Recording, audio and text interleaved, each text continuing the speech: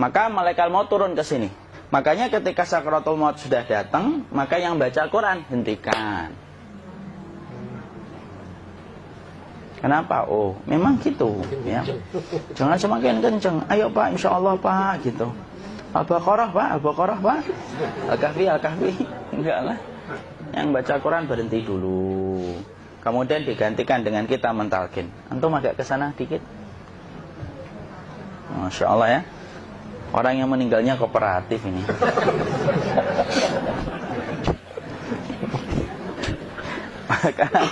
maka agak ke sini ya. Maka disunahkan kita untuk mentalkinnya. Nanti ketika mentalkin jangan terlalu sering, jangan terlalu membebani. Jangan terlalu sering itu la ilaha illallah, la ilaha illallah. Tidak gitulah. Berat nanti dia ngerasakan. Di situ Imam Qurtubi juga menyampaikan, jangan terlalu sering karena itu memberatkan dadanya. Jadi ketika mentalkin saya sampaikan, boleh diganti atau enggak Ustaz? Enggaklah, talkin itu ibadah. Ibadah itu tauqifiyah. Tauqifiyah itu enggak usah diganti. Karena Rasulullah mengatakan lakinu ala mautakum la ilaha illallah. Talkin orang yang meninggal di antara kalian dengan la ilaha illallah. Enggak usah diganti Allah Ustaz yang lebih singkat, lebih pendek. Enggak usah. Subhanallah Ustaz, enggak usah. Kenapa? Karena talqin sudah ditetapkan ucapannya oleh Nabi, begitulah kita mencontohnya. Jadi tidak usah diganti. Cara mentalqin, jadi kalau keadaan sudah tenang, tolong kalau sudah sakaratul maut jangan ditinggalkan. Karena sesungguhnya pertempuran setan itu pada detik-detik kematian semacam ini. Dan betul-betul berusaha untuk menjadikan dia murtad. Nanti makanya di situ di buku nanti dibahas kan, pertempuran setan itu sampai detik-detik orang mau mati itu sudah ayo kufur, murtad aja tuh, kamu sakit kan? Nah, itu kayak gitu. Makanya jangan ditinggal. Capek gitu kok nggak meninggal gitu ya. Udah gantian mas. Dan jangan kemudian meninggalkannya. Mangkat dulu gitu. Tidaklah, janganlah. Terus ditampingi terus. Kalau bisa ya sudahlah, berikan waktunya kita untuk sementara waktu itu betul-betul berkhidmah kepada orang yang kita cintai terakhir kalinya.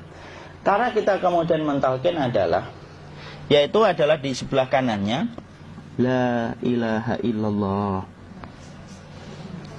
Biarkan dia mencerna dulu, tidak usah buru-buru kemudian kita langsung nimpali lagi. Dia mencerna dulu sembari kita doakan, peluk, ya Allah dimudahkan gitu. Kalau ada orang yang bisa ngucapin la ilaha illallah, itu siapa yang memberikan itu? Ustaznya memberikan kekuatan Allah Pak. Karena ngomong aduh aja sudah tidak mampu. Makanya Allah berfirman dalam surat Ibrahim, yusabbitullahu alladhina amanu bil qawli tsabit fil hayatid dunya wa fil akhirah. Allah teguhkan perkataan orang yang beriman dalam kehidupan dunia dan akhirat. Dunia itu ya ketika menjelang kematiannya. Makanya dia bisa ngomong la ilaha illallah. Sebenarnya ngomong aduh aja udah gak mampu. Kalau bisa ngomong, dia pasti ngomong aduhnya dulu. Tapi Allah yang menggerakkan. Ngomong la ilaha illallah. Makanya mangkana akhiru kalamihi la ilaha illallah dakhalal jannah. Barang siapa akhir kalamnya itu adalah la ilaha illallah, pasti masuk surga. Makanya kita lagi la ilaha illallah. Dah. Cerna dulu.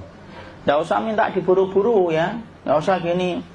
Ayo la ilaha illallah. Ayo.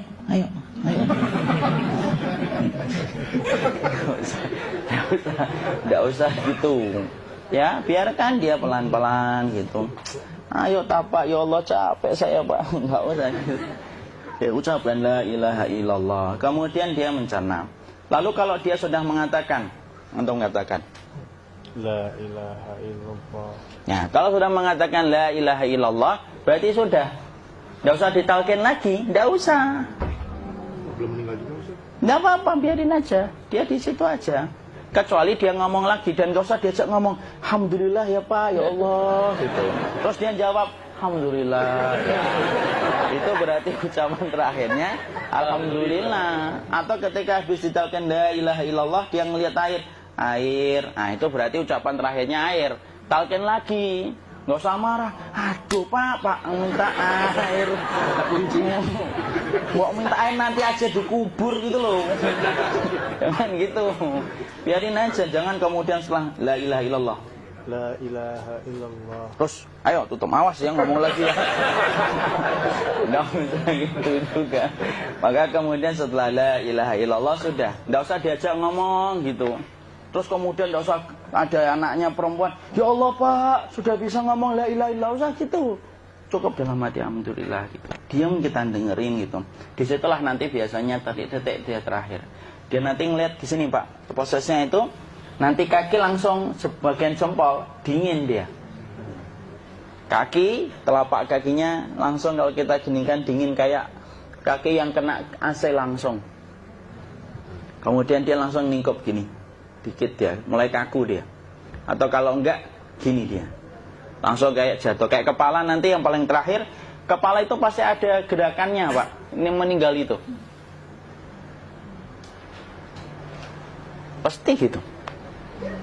Pasti gitu. Karena apa? Sudah tidak ada beban ruh yang menahannya. Ya, cabut ya, set pelan, maka kemudian malaikat itu. Tapi tetap sakit lah, walaupun dikatakan ringan, tetap sakit. Maka kemudian sakit gitu, ngelewatin sini, jantung kemudian sudah tidak berfungsi, kemudian ginjal Pak, ngelewatin ginjal tidak berfungsi. Bapak bayangkan kan, kalau yang pernah sakit batu ginjal Pak, sepakat nggak kalau kita batu ginjal itu sakitnya luar biasa Pak? Itu baru titik batu kecil di ginjal. Kita bisa bayangkan tiba-tiba ginjal tidak berfungsi, sakitnya kayak apa Pak? Tiba-tiba ginjal nggak berfungsi, pankreas naik, kemudian tek jantung.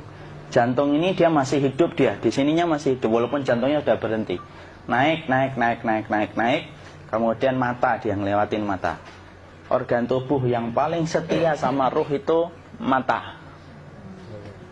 Maka kemudian mata dia ngelihat dia, set. Ngelihat set keluarnya, set naik dia. Ya dilihat ini sama dia. Makanya Rasulullah mengatakan innar ruha idza qubida tabi'ahul basar. Ruh itu kalau dicabut, mata itu ngikutin kemana perjalanan ruh itu. Makanya ada yang meninggalnya gini. Ya itu bukan tanda su'ul khatimah, itu tanda fitrahnya mata ngikutin ruh. Atau kemudian bukanya sedikit. Ada yang kayak senyum Pak, ada yang kesini yang keringetan, nah itu tanda husnul khatimah. Ada yang senyum. Jadi sakitnya setelah selesai itu plong gitu. Makanya kemudian ada yang tersenyum. Maka itu tanda. Kalau kita ngelihat orang yang membuka mata kayak gini, tidak usah takut. Cepat-cepat kemudian kita nanti tutup. Biasanya kalau terlalu lama, itulah yang menjadikan ini tidak bisa ditutup. Makanya harus pakai kapas akhirnya. Karena apa? Karena pas meninggal nggak langsung ditutup. Biasanya karena perawat takut, dokternya juga nggak tahu itu, dibiarin itu. Makanya ada beberapa mata yang ditutup pakai tensoplas kan? Sebenarnya kalau langsung bisa nutup dia, fitrahnya nutup mata itu. Jadi kemudian kita baca Allahumma firlahu warhamhu wa'afihi wa'fuanhu atau bismillah wassalatu wassalamu ala rasulillah, tutup. Bismillah. Tidak usah takut. Kecuali buka lagi ya, ini baru kita kabur. Buka lagi Pak, Insya Allah Pak, ya Allah ya kita kabur bareng-bareng Pak. Diusap Pak, diusap ini. Enggak disenggol gini enggak. Begini kan, sudah meninggal dunia. Tangan boleh begini, boleh diluruskan, tidak ada ketentuannya. Boleh gini, boleh kemudian lurus. Tidak usah disalahin kalau ada yang lurus. Lu itu tangannya gimana sih? Posisikan kayak sholat. Tidak ada perintah kayak gitu. Jadi kemudian dikondisikan saja. Terus maka kemudian dipijit-pijit, akiknya dikeluarin, kemudian jamnya dilepas, gigi palsunya dilepas kalau ada, ya. Kemudian apa setelah itu? Coba buku.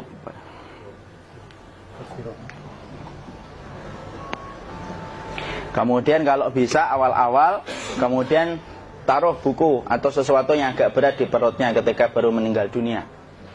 Kenapa kemudian ditaruh kayak gini? Bukan apa-apa, supaya membantu sisa-sisa pencernaan dia untuk keluar. Nanti Pak, biasanya kalau kita taruh agak yang berat gini, atau kemudian kita gini-gini kan, ini udah makan belum Maki? Udah makan belum makan kok udah gede ya? Maka pencet-pencet kayak gini biasanya nanti ketika dimandikan, nah pas dimandikan diginikan saja. Aduh. Nah ini dia sudah keluar di belakang, dia gini. Terus nanti keluar dia. Nah ini keluar langsung di belakangnya. Dan memperlakukan orang kalau sudah meninggal dunia itu yang lembut gitu. Kenapa? Inna kasra admil mayyiti kakasri admil hayyi. Mematahkan tulangnya ketika orang sudah meninggal dunia itu lebih dia rasakan sakit ketika mati daripada ketika masih hidup. Tuh Islam itu sampai sama orang mukmin itu kalau sudah meninggal aja sampai selembut itu. Kok hidup kasar itu kebangetan dia jadi orang itu. Mau sampai orang mati itu kemudian disuruh yang lembut, kalau ada aib disuruh nutup, tidak boleh diceritain. Misalkan di belakangnya beliau ini ada tompel, gagah-gagah tompelnya gede gitu, tidak boleh cerita. Masya Allah loh, sampai segitunya sunnah itu ngajarin kita untuk nutup aib.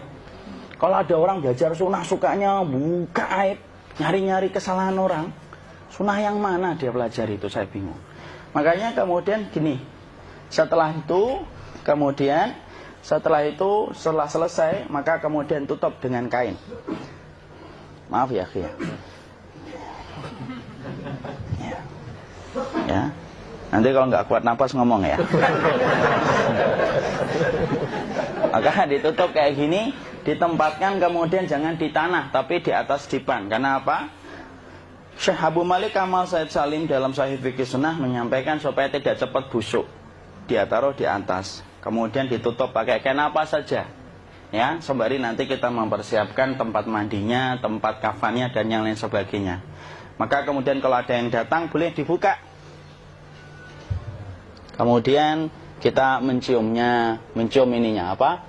Kemudian keningnya. Kemudian kita berdoa, nutup lagi kayak Rasulullah ditutup. Kemudian yang datang terakhir itu salah satunya Abu Bakar. Dibuka kemudian beliau, ya Allah ya Rasulullah, engkau adalah orang yang percaya hidup dan matimu, dan tidak mungkin Allah itu mematikan engkau 2 kali ya Rasulullah. Maka kemudian ditutup kembali. Saat itu para sahabat dalam keadaan mendung semuanya. Maka disitulah kita lakukan kayak gini. Ditutup gini Ustaz ya. Kasihan tidak bisa nafas, insya Allah tidak butuh nafas lagi. Jadi kemudian kita semacam ini kita persiapkan apa yang bisa kita lakukan. Nah itulah proses kematian dari sakit sakaratul maut sampai kematian.